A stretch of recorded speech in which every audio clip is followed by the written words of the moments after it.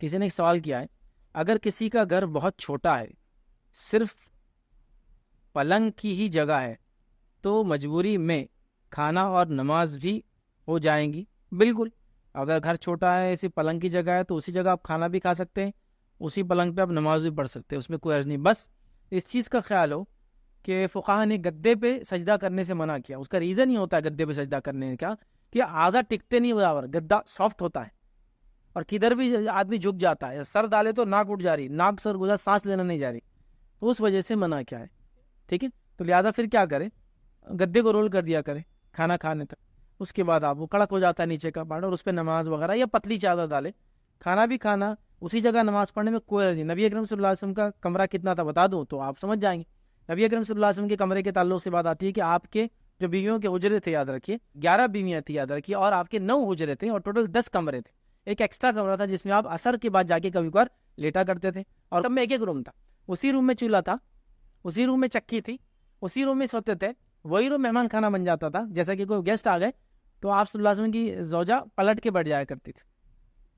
ادھر منہ کر، پورا ٹائم ادھر منہ کر کے بیٹھی، ادھر لوگ کھا رہے پی رہے پھر جا رہے، چونکہ لگانے کا پردہ بھی نہیں تھا، گھر کے دروازے پہ کچھ بھی نہیں تھا، دروازہ بھی نہیں تھا، کچھ دروازوں پہ پردے تھے، اور ماں عائشہ کے دروازے حجرے پہ تختہ لگا ہوا تھا، لیکن تختہ پھٹا ہوا تھا، سوکھا ہوا جو لکڑی ہوتی ہے نا، اتنا پھٹا ہوا تھا کہ آدمی جھانک سکتا تھا اندر۔ تو ان کے دروازے پہ پٹ تھا، کچھ بیویوں کے دروازے پہ کپڑا تھا، اور کچھ بھی نہیں تھا، سمجھ رہے آپ؟ اور وہ بھی پھٹے ہوئے کپڑے، اتنا غربت ہی تھی، بہت غربت تھی، پہن کے چادر جانے کے لیے نماز کو مسجد نہیں رہتی تھی، تو کیا آدمی پردہ لٹکائیں گا، کپڑے لگائیں گا، غربت تھی۔ تو ظاہر سی بات ہے، ایک روم سارے کام کر رہا تھا، سب تھا، مطلب سونے کے لیے کھول دیا، سو گئے، سونے کے بعد گھڑی کر دیا، رکھ دیے، پھر وہاں نماز چالو ہے، کھانا چالو، ایکٹیویٹی ہو رہی ہے، پھر ڈال دیا، کوئی چیز سوکھ رہی، مسالے سوکھ رہے، وہیں سب وہیں ہو رہا ہو۔ ایک روم، اس dining room, kitchen, bed room, مردانہ، زنانہ، سب وہی ہے۔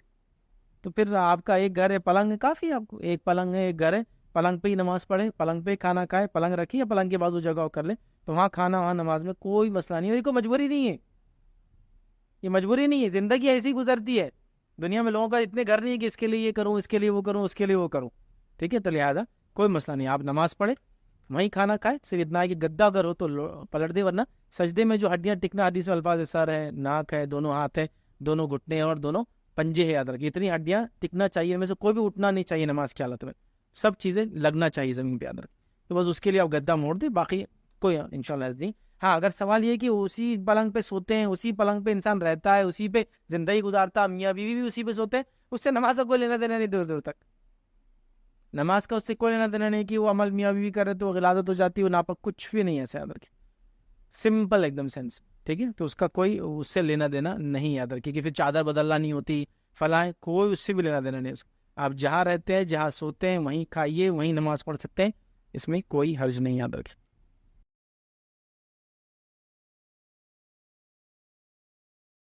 السلام علیکم، آپ بھی ہمارے